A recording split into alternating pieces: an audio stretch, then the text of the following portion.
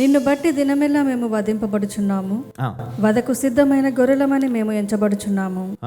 ప్రభువా మేల్కొనుము, నీవేళ నిద్రించుచున్నావు. లెమ్ము, నిత్యము మమ్మను విడనాడకుము. నీ ముఖమును నీవేళ మరుగుపరచి ఉన్నావు. మా బాధను, మాకు కలుగు హింసను నీవేళ మరచి ఉన్నావు. మా ప్రాణము నేలకు కృంగి ఉన్నది, మా శరీరము నేలను పట్టి ఉన్నది. మా సహాయమునకు లెమ్ము, నీ కృపను బట్టి మమ్మను విమోచింపుము. నీ కృపను బట్టి మమ్మను విమోచించుము. ఎందుకు ఇలాంటి కష్టాలు, బాధలు, ఇంత వేదన మనకు వస్తుందంటే, దేవుడు మనలను నాశనము చేయాలని కాదు, కానీ మరి దేవుడు వారి హృదయ కాఠిన్యమును బట్టి వారి చెయ్యని విడిచిపెట్టినట్లుగా మనం ఇక్కడ చూస్తూ ఉన్నాం. అందుకే వారు ఈ విధమైనటువంటి మరి వేడుకలు,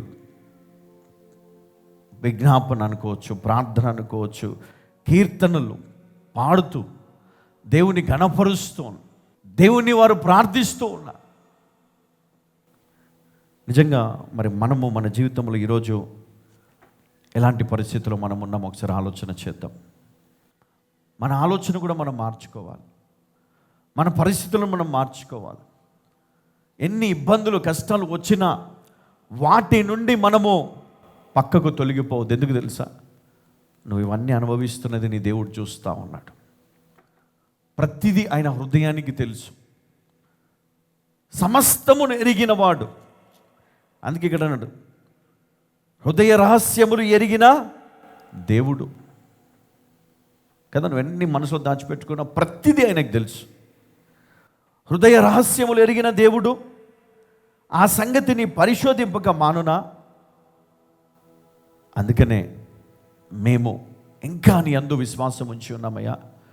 మేము కుడివైపు కానీ ఎడమవైపు కానీ మేము తొలగిపోము, నిన్నే మేము బతిమాల్చున్నాము అని వారు ప్రార్థన చేస్తూ ఉన్నారు. మా సహాయంనకు లెమ్ము, నీ కృపను బట్టి మమ్మను విమోచింపుము. ఇప్పుడు ప్రార్థనలో మనమందరము ఏక మనసుతో ప్రార్థన చేస్తూ ఉన్నాం. మరి ఆ యొక్క ఏక మనస్సుతో చేసే ప్రార్థన దేవుడు వింటాడు. చూడండి, తర్వాత మనం చూసినట్లయితే ఇజ్రాయేలు ప్రజలను దేవుడు కనికరించాడు. వారి కరువును ఆయన తీసివేశాడు. వారి మీద ఉన్నటువంటి ఆ శత్రువు నుండి దేవుడు వారిని విడిపించాడు. అందుకే మనము కూడా ఎప్పుడు కష్టాలు వచ్చినా, బాధలు వచ్చినా కలవరపడొద్దు. ఎందుకంటే దేవుడిని విడిచిపెట్టకుండా నువ్వు ప్రార్థిస్తూనే ఉండాలి. ఆయన కోసము నువ్వు ఖచ్చితంగా ఎదురు చూస్తూ ఉండాల. ఒకరోజు ఖచ్చితంగా నీ శ్రమలన్నిటిలో నుండి నిన్ను బయటికి తీసుకొని వస్తాడు దేవుడు. నీ కుటుంబము, నీ తరతరముల వరకు కదా, ఆయన చేసిన మేలు మనం మర్చిపోతుంది. తరతరముల వరకు నీకు తోడై ఉంటాడు. నువ్వు చేయాల్సింది ఒక్కటే, యథార్థమైనటువంటి జీవితం జీవించు. ఎవరేమనుకున్నా పక్కన పెట్టండి, మంచి జీవితం జీవించు, మంచి సాక్ష్యము. తొందరగా కోప్పడ్డం, తొందరగా అపార్థం చేసుకోవడం, తొందరగా డిసిషన్స్ తీసుకోవడం, ఇవన్నీ కూడా మనం పక్కన పెట్టాలి. ఆలోచించాలి, కూర్చో, ప్రార్థించు, దేవుణ్ణి అడుగు, దేవుని సన్నిధిలో మొరపెట్టు. నీకు ఏ అవసరం ఉన్నా, ఏ సమస్య ఉన్నా దేవుని అడుగును, మోకరించు, దేవుని అడుగు, ప్రార్థించు,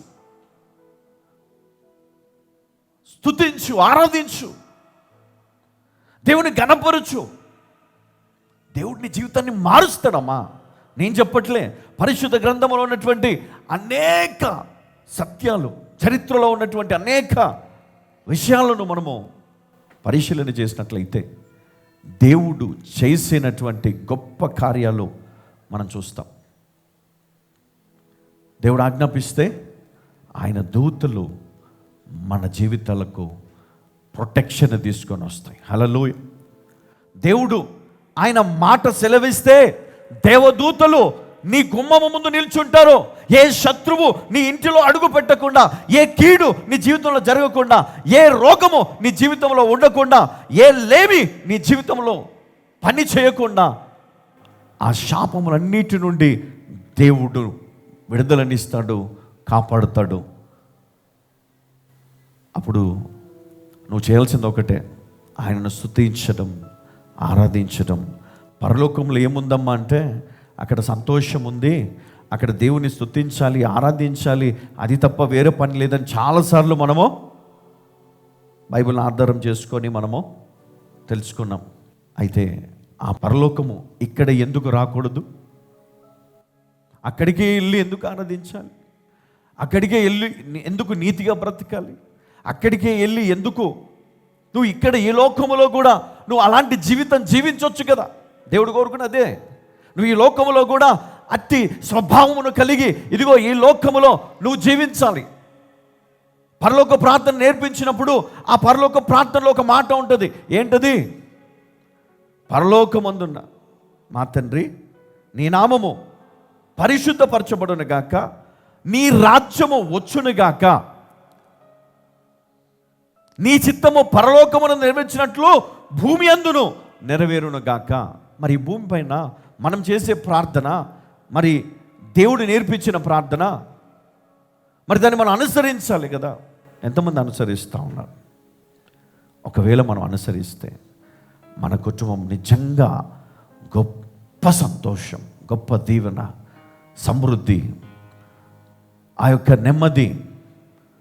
నేను చెప్తున్నాను, అన్ని విషయములో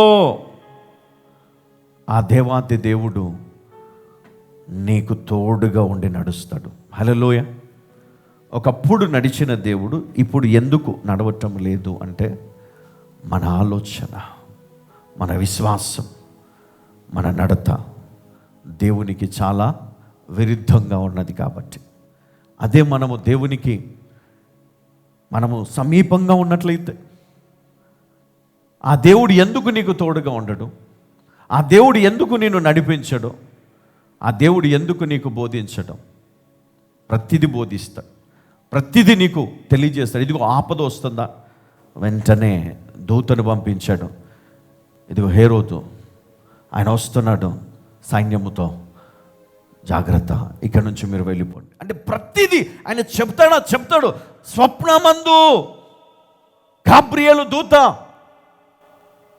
హెచ్చరించాడు. ఎందుకు? దేవుని ప్రణాళిక మరి నీ జీవితంలో లేదా? లేదు.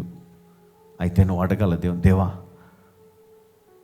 నీ ప్రణాళిక చొప్పున నా జీవితం ముందుకెళ్ళాలా, నీ చిత్తము నా జీవితంలో జరగాలి, నువ్వు చెప్పినట్లు నేను జీవిస్తాను, నువ్వు ఏదైతే నాకు బోధిస్తావో దాని ప్రకారం నేను నడుచుకుంటాను, ఆ విధంగా నాకు బోధించు, నా మార్గములన్నీ తెరువు.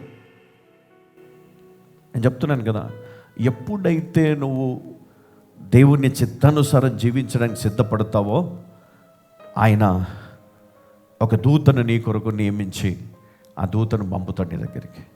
నీకు తోడుగా ఉంటాడు, నీ పక్కనే ఉంటాడు, నీకు బోధిస్తాడు, నీ మనసులో ఆలోచనలు నీకు చెప్తాడు. మంచి ఆలోచన, సరి అయిన మార్గం, సరి అయిన పనులు, సరి అయిన నిర్ణయాలు, ఇవన్నీ కూడా నీకు తెలియజేస్తూ ఉంటాడు. నువ్వు తీసుకునే ప్రతి నిర్ణయము సరైనదిగా ఉంటుంది. హల్లెలూయా.